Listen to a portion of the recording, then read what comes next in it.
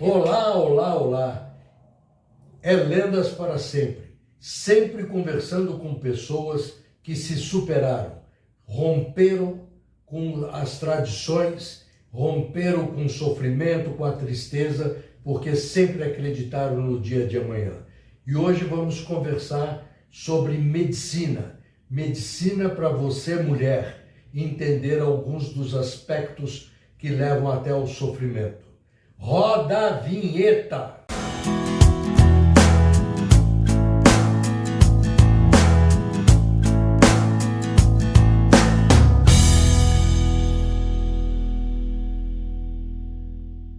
Doutora, olá, como está? Prazer em recebê-la na Lendas. Obrigada. Doutora Helena Lapa. Muito prazer. Oi, pessoal. Muito obrigada aí pelo convite, pela participação, pelo espaço aqui de vocês, aqui no programa, né, no podcast. Eu fico muito feliz em receber você. Eu que fico muito feliz. Doutora Helena, normalmente eu converso com pessoas mais maduras e você está quebrando um paradigma, porque eu quero colocar que não é necessário ter idade mais avançada, velha como eu, para se tornar uma lenda. As pessoas se superam em qualquer fase da vida. Você tem uma vida dentro da medicina desde o útero. Literalmente, né? Literalmente. Os pais ligados à medicina. O seu pai e a sua mãe sempre junto dele falando em medicina. Conta um pouquinho. Então, primeiramente, eu fico lisonjeada aí por estar, né, participando, sendo mais jovem, né? Porém, como você disse, né, a idade, ela não é uma regra, né? A gente sabe que é muito mais importante toda a trajetória de vida, aquilo que a pessoa tem deixado, né, de legado, de histórias, de conhecimento. Então, eu me sinto, assim, muito lisonjeada por essa participação, né, tão jovem. Veja um livro que seu pai escreveu, não é isso? Exatamente. Aqui a história começou desde cedo com o meu pai, o Dr. Abílio Lapa. Ele foi médico clínico e especialista também no tratamento de alcoólatras e deixou um legado muito bacana, muito interessante pra gente, desde Brasília, que ele começou com um tratamento bem moderno para a época, muito voltado para o tratamento dos dependentes químicos, das famílias. Sim. Ele trouxe um tratamento voltado realmente para a desintoxicação alcoólica, ou seja, de melhorar o quadro, né, do alcoólatra, né, do paciente de uma forma geral, para que ele pudesse se reingressar na sociedade, reingressar no trabalho, com mais saúde, com mais qualidade de vida, poder retomar a sua vida normal. Pois é, o álcool é muito bacana socialmente, mas eu tenho na família situações que foram críticas e resolvidas, graças a Deus. Formado em Brasília, uma vida em Brasília e vem para São Paulo. Sim, eu nasci em Brasília. Eu me formei lá e também fiz residência médica de ginecologia e obstetrícia lá. Posteriormente eu me subespecializei em patologias do colo do útero, vagina, vulva, HPV, e fiz uma outra subespecialidade também voltada para a medicina integral e sistêmica, na qual eu também fiz outros estudos para o tratamento utilizando hormônios, vitaminas, minerais, oligoelementos, mudanças no estilo de vida, suplementação alimentar. Isso para aumentar a longevidade.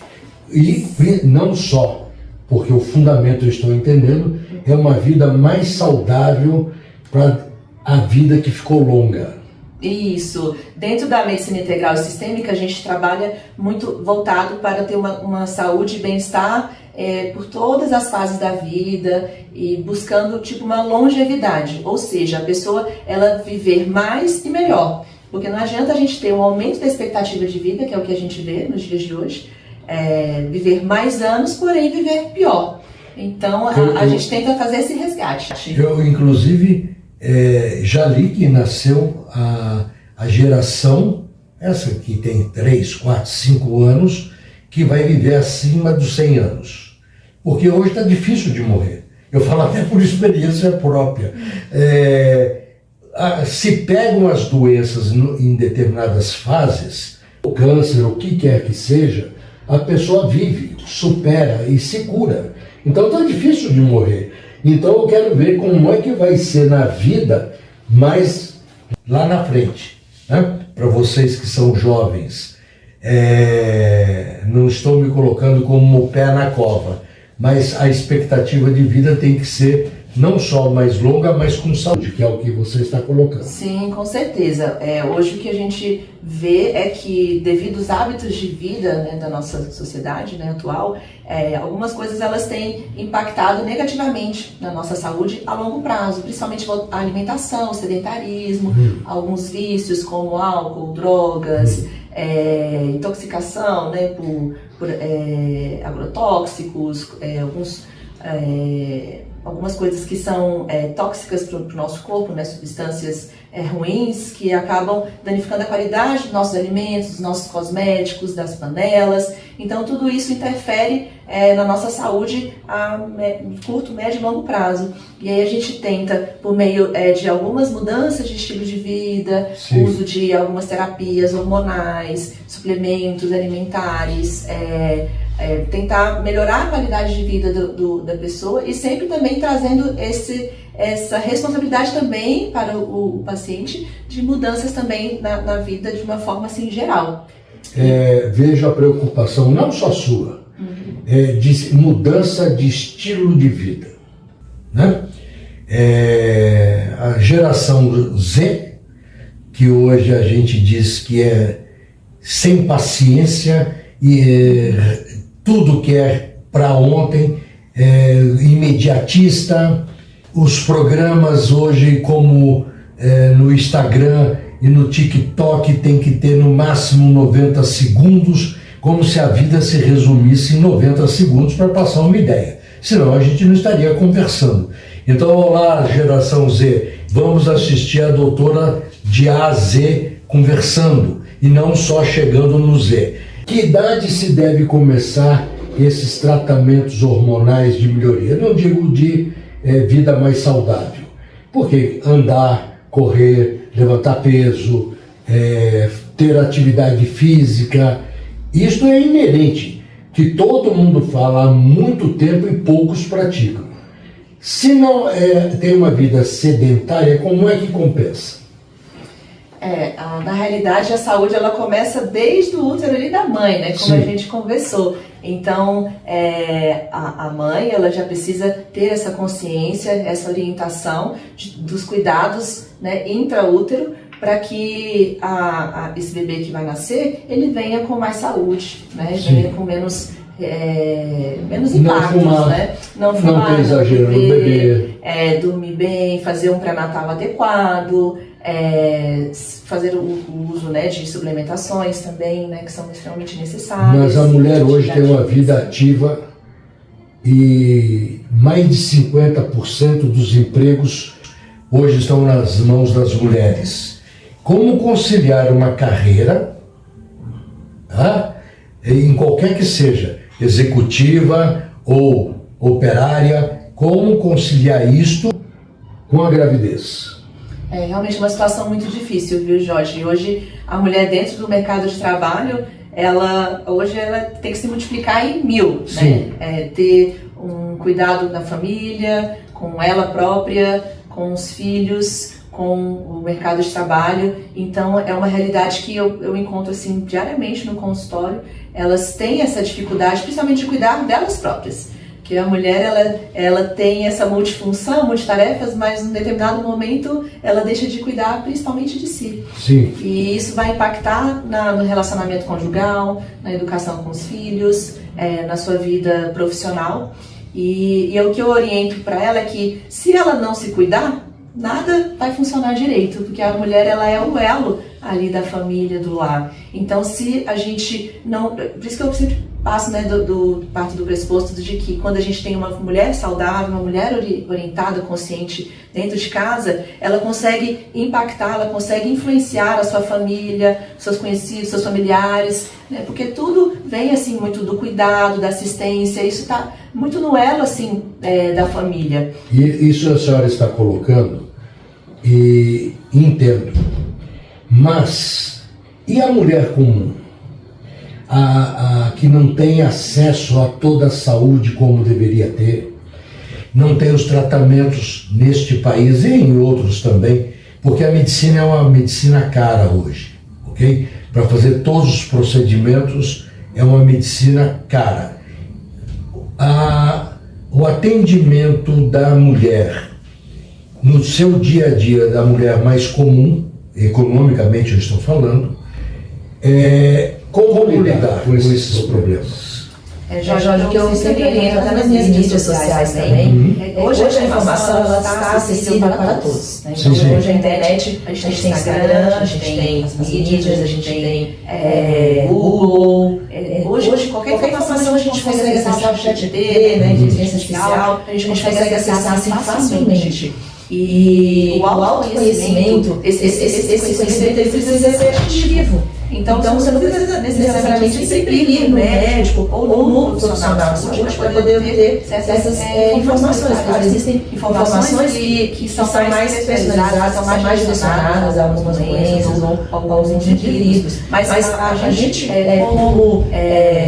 como seres humanos, a gente precisa buscar esse conhecimento informativo. Eu vejo pessoas que ficam horas e horas e horas ali no TikTok, no Instagram, fazendo um monte de coisas fúteis, sabe? De bobeiras, bobagens, e que poderia estar agregando conhecimento realmente de valor, vai fazer uma diferença na vida dela. Cite alguma coisa em termos de pesquisa que a mulher deve fazer saindo dessa futilidade que você colocou. Ler o quê? Sobre o quê? Hoje a gente sabe que existem muitos profissionais que estão trazendo muitos conhecimentos interessantíssimos, né, na área médica, na área de autocuidado, saúde, bem-estar, né? Nem precisa assim ir muito longe. Se você tem um profissional, ou um médico, ou alguma pessoa que você se identifica, segue esse material, acompanha, coloca ali favorita, porque são informações relevantes para a saúde dela. Isso em termos de alimentação, de condução do seu dia a dia na vida, no seu lazer, isso você está colocando e é compartimentado, segmentado. Então hoje a informação ela é segmentada. Então se busca o que se deseja por assunto, que é muito mais fácil, né? Mas ler, né, doutora? Ler e entender. Não só ficar na superficialidade, eu preciso ter um outro tipo de vida. E é o mesmo, quer dizer, ninguém é outro, é cada um se auto-melhorando para poder enfrentar as diferenças, né? Porque a mulher, na década de 70, na década de 60, não quero nem ir muito mais para trás, foi descobrindo a liberdade do sexo, foi descobrindo as oportunidades profissionais, e hoje a mulher tem um comportamento muito mais ativo do que as mães antigas, né? Com raras exceções, como a sua mãe Irma, que acompanhou sempre a atividade do seu pai como médica, mas era muito mais do lar. E hoje a mulher é do mundo. Como lidar com as coisas que hoje uma moça precisa se cuidar em termos de saúde e de sexo? Principalmente pensar em prevenção, né? É o primeiro passo. Então, você tinha me perguntado quando começar esse acompanhamento. A menina que começou a menstruar, né, teve a menarca, então ela já pode ir no ginecologista. Né? E hoje a menstruação é mais cedo, até parece, né? Exatamente. O que a gente vem observando é que essa menarca, essa primeira menstruação, ela está cada vez mais precoce, né? Tem meninas às vezes de 8, 9 anos que já estão menstruando E aí já precisam descobrir sobre o corpo, os cuidados, prevenção, contracepção. Que é uma judiação, né? Que é realmente, né? Você vê a criança ali, né? Deixou de ser criança, leva um susto, né? Leva um susto e aí, dependendo, né, se ela não tem uma orientação adequada na escola, com a família, ela começa a se perder, né? Se desvirtuar, porque não tem uma informação adequada, né? Um cuidado assim adequado.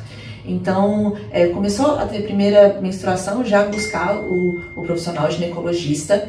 E a partir daí pensar em contracepção, então começar com o método contraceptivo, orientações com relação a uso de preservativos, né? Isso que você está colocando é importante, porque a gravidez aos 12, 13 anos, que é a história de Romeu e Julieta, eram meninos, né? 13 anos, 14 anos, a história com eles nessa idade.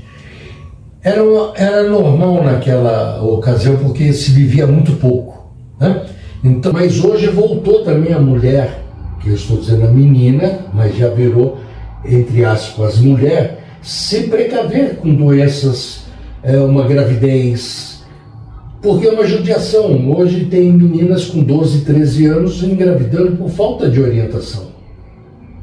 Qual o papel do pai, que eu quero falar pai, não dos pais, o pai, lidar na informação com uma menina? O que é mais importante, né, pensar no cuidado, na orientação com relação a doenças, como você comentou, contracepção, o cuidado com o corpo, com todos esses estímulos, né, que a gente tem, televisão, celular. Então tudo isso também afeta muito, né, tanto a mente quanto a parte hormonal ali da mulher. Então também ter muito cuidado com aquilo que é visto, né, com os estímulos que essa adolescente, né, que essa criança também está recebendo, se aquela informação ela está propícia ali para aquele momento da vida dela, como que isso vai chegar, como que isso vai receber. Você recebe muitas meninas nesta faixa de 10 a 14 anos, já indicando tratamento, ou não chega até você no seu consultório aqui para essa idade? Eu já recebi, sim, e muitas das vezes vem até com as mães, né, com os pais, e já querendo iniciar o uso de contraceptivo.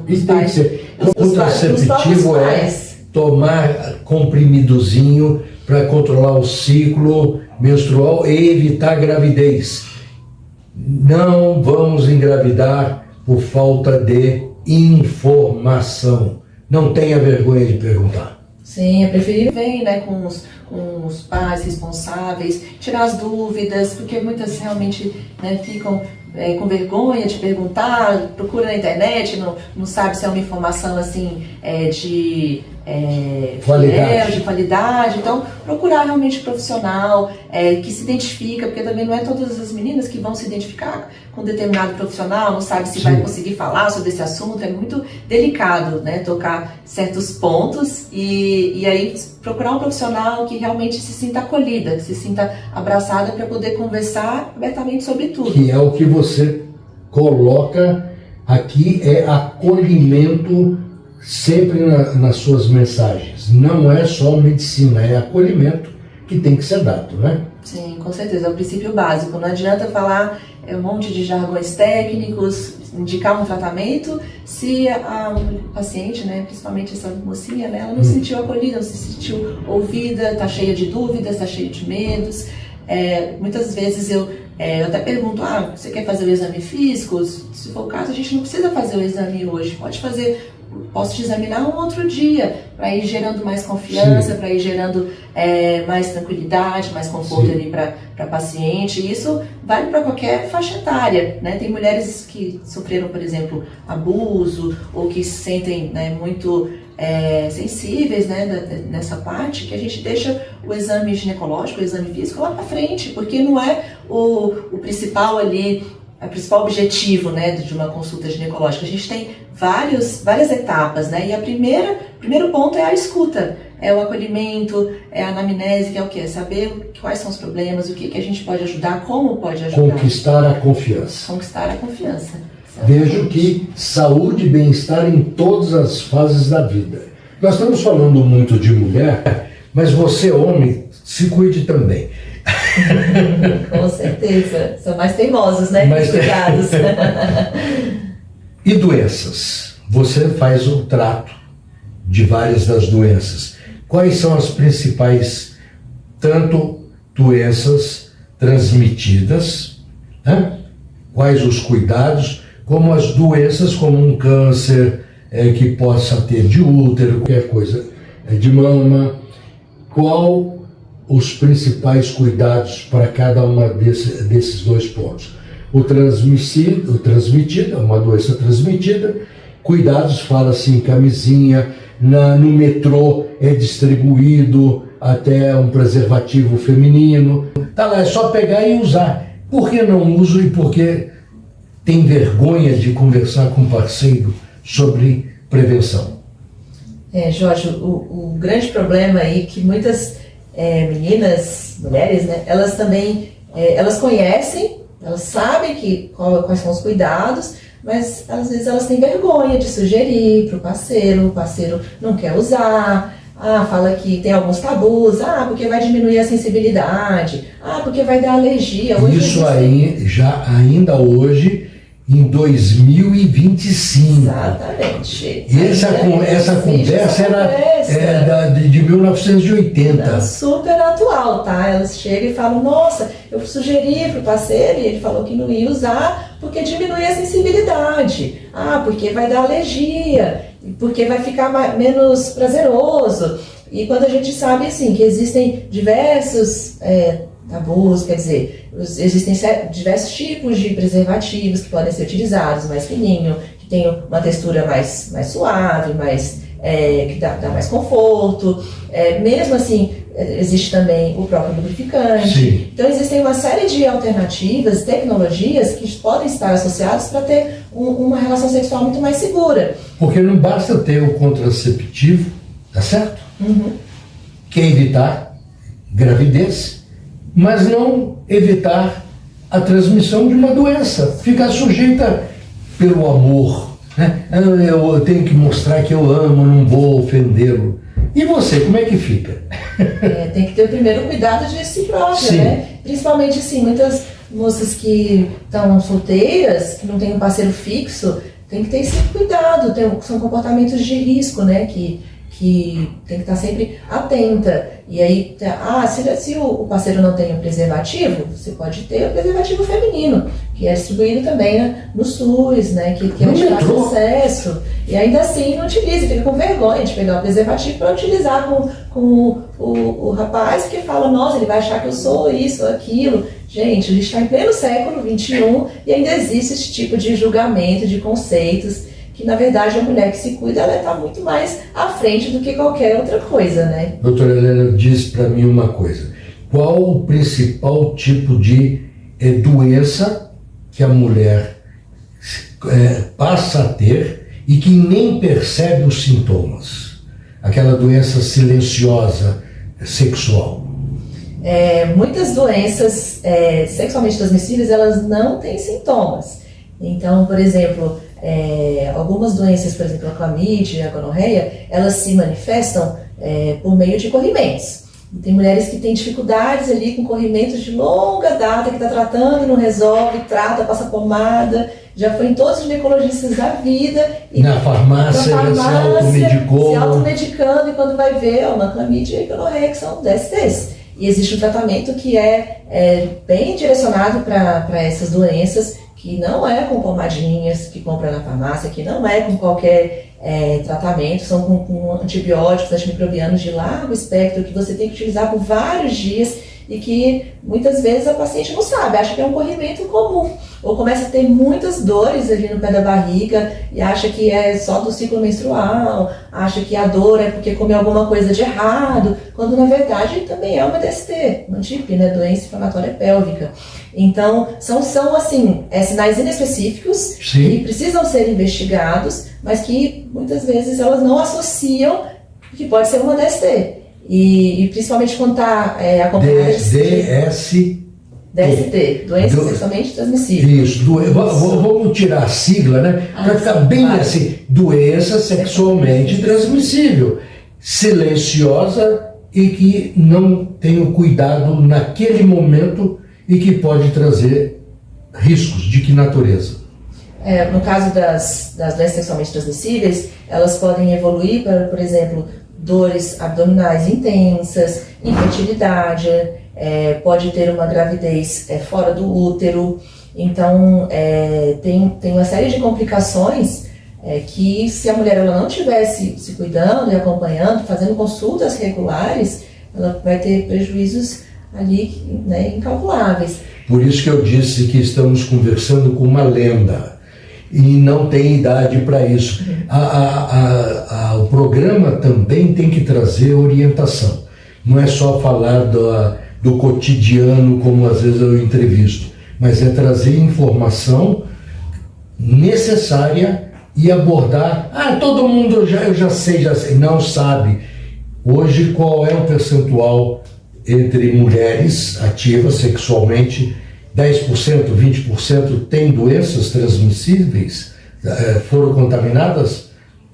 Dentre essas doenças sexualmente transmissíveis, existe o HPV. E o HPV, a gente que é HPV? Vamos traduzir. É papiloma vírus humano. O HPV é uma doença que é sexualmente transmissível e mais de 80% da população tem.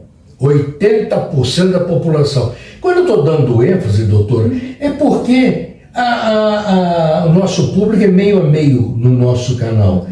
E que tem que ficar sensibilizado, não pode ficar brincando só de mamãe e papai, né? Sim, tem que saber quais são os cuidados, né? E a questão do HPV, 80% da população tem, não sabe. É uma doença que a gente fala que tem uma alta prevalência, ou seja, as pessoas elas passam isso de umas para as outras sem saber, e na mulher, principalmente, ela pode desencadear, o HPV pode desencadear câncer de colo do útero, vagina e vulva. No homem pode causar câncer no ânus e no pênis. E dentre esses cuidados, né, é muito importante que por isso que a gente faça sempre o exame preventivo. E quais são os sintomas? Ou é silencioso também? É silencioso, né? Quando apresenta sintomas é quando já está muito avançado, quando já está num estágio de um câncer que já está invadido, né? Que já tem muitos impactos na mulher. E aí já é um tratamento mais avançado. Mas ele é bem silencioso, pode se apresentar na forma de verrugas genitais. Só que essas verruguinhas, a gente sabe que no máximo 20% das pessoas que vão apresentar essas verrugas genitais, e que também não é todo mundo que se olha, que se avalia, ou seja, né, todo dia. De 100 pessoas, 80 podem estar infectadas. Sim. Das 80 que viraram os 100%, só 20 é que vão ter verrugas. Sim. É muito dramático. Todo o restante tem que fazer o exame do Papa Nicolau, que é a coleta ali de uma secreção do colo do útero e da vagina, para fazer análise no microscópio para ver se existem células, né, que são potencialmente cancerígenas, que podem gerar um câncer no futuro. Menopausa. Cláudia Raia está em São Paulo, com cenas da menopausa. Teve um filho acima de 50 anos, já estava acima de 50 esse filho que a Cláudia teve, não tem? Ela teve um filho recente, acima de 50 anos. Está com uma peça em São Paulo, cenas da menopausa.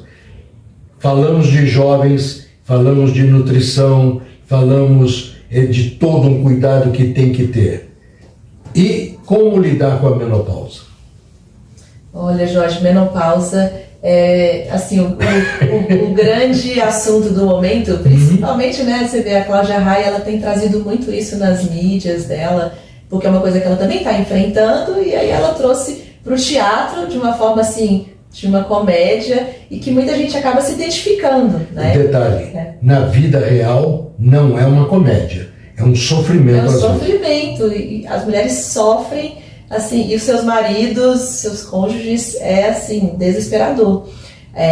E o que é muito importante, assim, de ser falado, porque sim, a mulher, ela entra na menopausa ali em torno dos seus 45, 50 anos, né, mais ou menos, e com o aumento da expectativa de vida, vamos dizer aí, como você comentou, né, chegar dos 90, 100 anos. Então ela vai ter quase um terço, metade da sua vida na menopausa. Sim. E como lidar com esses sintomas, né, com todo esse sofrimento. É por isso que a importância da gente ter esse acompanhamento regular com o profissional capacitado, o médico ginecologista, que realmente entende ali do cenário assim, da mulher e que vai indicar o tratamento mais adequado para ela. Só colocando nesse sentido do envelhecimento, hoje a população brasileira e mundial acima de 10 anos é maior do que de 0 a 10. Só para ter uma ideia, antigamente a população jovem de crianças era muito grande e está diminuindo cada vez mais, nascendo menos. A China lida com o problema do envelhecimento. A Itália e a Europa nem se fala. A Coreia também, a população está envelhecendo e faltando mão de obra. Ou seja, essas doenças precisam ser tratadas, pode se chamar de doença, porque é uma coisa natural. A menopausa é um fator natural da vida, né? Como o envelhecimento tem que ser tratado. Com certeza, as mulheres elas sofrem e muitas elas não buscam a informação ou profissional capacitado para amenizar esses sintomas, para melhorar a sua qualidade de vida. Elas têm impactos no seu relacionamento conjugal, porque diminui a libido, elas sentem dor na relação sexual, elas sentem aqueles calores que atrapalham ali o sono, dorme mal, não consegue trabalhar direito, elas sentem um cansaço muito intenso, uma indisposição, aí falam, nossa, mas você tá com o corpo mole, para de ser preguiçosa, gente, não é corpo mole, não é preguiça, isso é real. Nossa, você para com essa bobeira, tipo, as pessoas elas não entendem de fato que precisa de uma ajuda, que precisa de um acompanhamento. Sim. E aí elas ficam levando ali, se arrastando, né, a vida como se tivesse tudo bem, e não está. É um retrato assim de muitas mulheres hoje, e grande parte das minhas pacientes também são da menopausa, justamente porque eu venho falando, trazendo muita informação sobre isso, e ainda bem que nós temos pessoas, por exemplo, como a Cláudia Raia e outras celebridades que também têm falado sobre isso nas mídias para fazer conscientização. E a senhora tem no Instagram palestras curtas explicando todos esses fatos, desde do suplemento mineral a uma melhor alimentação, como também a menopausa. Mas a senhora pode dar o nome, pode declinar o nome e convidar para assistir seus materiais. Sim, ótimo. Nós estamos aqui em São Paulo, eu tenho a minha clínica em São Paulo, próximo à Avenida Paulista, bem localizada. Basta descer na estação. No Trianon. A estação Trianon. E fica na Rua Itapeva 202, na sala 35 e 36. Nós temos as especialidades de ginecologia, obstetrícia, de nutrologia, dermatologia. Também tem um acompanhamento multiprofissional, né, com psicólogo, nutricionista, educador físico, fisioterapeuta. Temos toda essa parte de acompanhamento do homem e também mulheres, né? E principalmente voltada assim, para a saúde, longevidade. Então tem um foco muito voltado para o indivíduo como um todo, né? Eu sou ginecologista, eu cuido da saúde íntima, né, reprodutiva, mas eu avalio sempre a mulher como um todo. E aí, a partir disso, a gente consegue oferecer tratamentos bem completos, inovadores, tratamentos tecnológicos com laser, radiofrequência, com a parte de terapia hormonal, suplementação, o acompanhamento também multiprofissional, porque a gente entende que o médico hoje ele não consegue tratar sozinho o paciente, ele precisa de um profissional que vai focar na parte da alimentação, do exercício físico, né? O educador físico, o nutricionista, o psicólogo, né? Hoje o mal do século, né? A depressão, a ansiedade. Sim. Então a gente precisa desse tratamento integrado. E aqui na clínica a gente busca esse tratamento associado à inovação, à tecnologia e o acolhimento e o cuidado. E aqui a doutora Raquel Lapa cuida da parte da dermatologia, com as consequências de câncer de pele. Então aqui é um tratamento completo. Pode vir, eu recomendo, por isso eu estou aqui. Tenho amigos que me indicaram vir conversar com a senhora, inclusive atletas, que precisam dar cuidado à vida. E nós somos atletas da vida. Independente de ser um esportista, tem que se tratar como um atleta, porque passar a vida inteira na correria, mesmo que seja o dia inteiro sentado, é uma correria. Então vamos melhorar nossas performances. Vamos se cuidar. E aqui na Herança, nossa clínica, a gente está preparado aqui para receber vocês. Muito bom.